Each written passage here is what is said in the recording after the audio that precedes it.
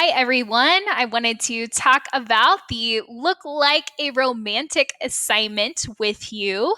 So, this assignment is due at the end of the Romantic Americans module, and you guys will learn in this module that um, freedom of expression and individuality and not conforming to societal standards or cultural norms is a really, really big influence of the writers who were featured in the module.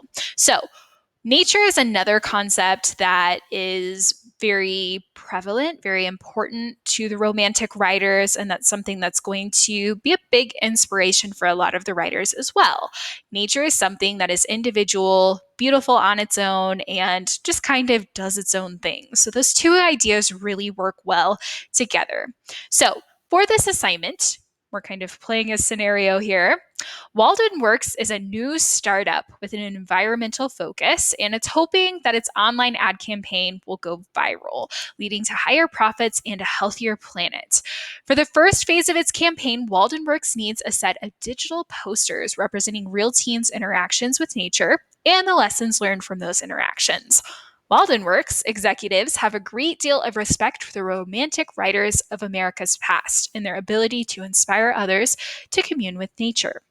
They want to connect today's youth to romantic ideas and ways of looking at the world. So, for this project, you're basically just going to create a poster. And there's a suggestion here to use a free poster maker like LucidPress. You can do that.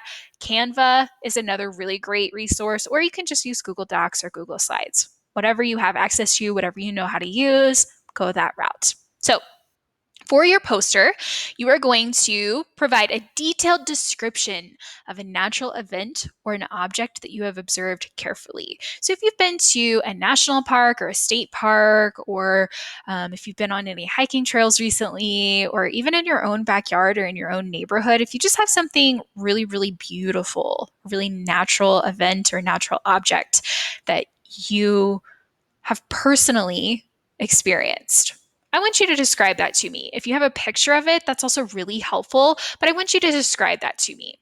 And then you're going to make at least one connection between this natural event or object, whatever you've chosen, and a human activity or a realization you've had, or it can be like a lesson that you've learned from this observation, from your observation of nature. And then you're going to make a connection or really just a similarity between your ideas and the ideas of an American romantic author or a literary work that we've read through or in the Romantic Americans module. So let's kind of break that down a little bit more. So think about a natural scene. It can be something that you've witnessed on vacation at a state park or national park, or it can be something as simple as just something in your backyard, right? But it needs to be an image of nature. And I want you to write down the images that you see. So, really be specific here with your details. Really use your five senses and some really great appeals to imagery to really make this natural element come to life. A picture is great, but I want you to describe the picture to me. The next thing you're going to do is use some pretty precise nouns and verbs to describe what you're seeing. So, again, this is going to be in complete sentences. This is your great, grand, vivid image of this natural scene. The third thing you're going to do is relate this natural scene to something you've observed, like either in human activity or behavior. You can kind of express like an overarching theme that this scene conveys. So, for example, if I were going to use the Grand Canyon, I might talk about the vastness of life and how life maybe has ups and downs, but that doesn't necessarily mean it's a bad thing. There's beauty in the downs of life, just like there is beauty in the ups of life, or something like that. All right.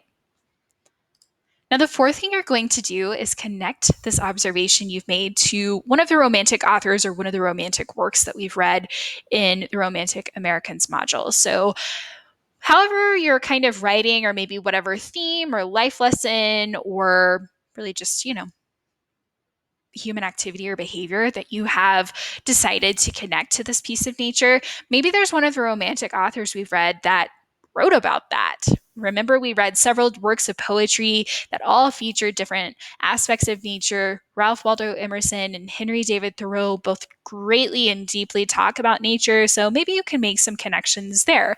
And just give me a direct quote from that literary work that you think kind of reminds or relates to what you're talking about in your piece of nature. Okay, so for step 5, you are going to put all of this information together in poster form. And remember, you can use any program you have access to, whether it be Google Docs, Google Slides, or some other artwork software that you have access to. That's totally fine. But you are going to include your descriptive paragraph of this natural scene and the quote of the romantic author, including a properly punctuated quote and including the author's name and the title of the source.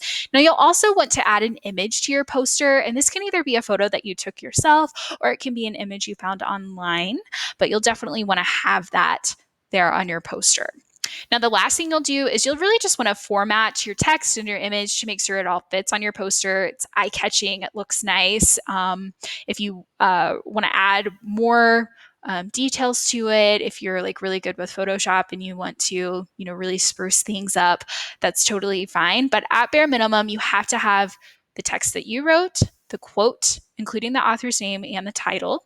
You have to have an image, whether it be something you took or an image you found online, and it needs to be organized nicely. And that's all you have to do for that assignment.